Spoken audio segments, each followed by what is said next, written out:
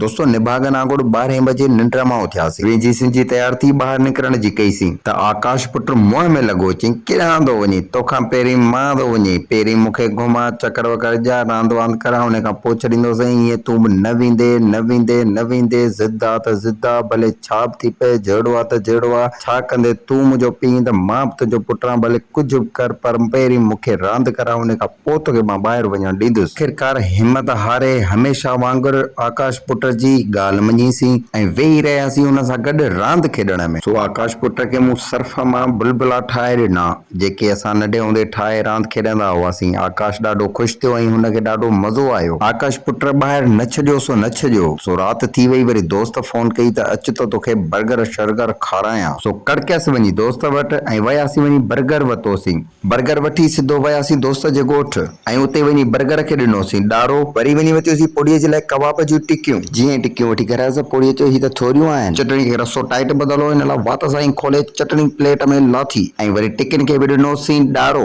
दोस्तों वीडियो पसंदि अचे त लाइक शेयर कमेंट लाज़मी कंदा।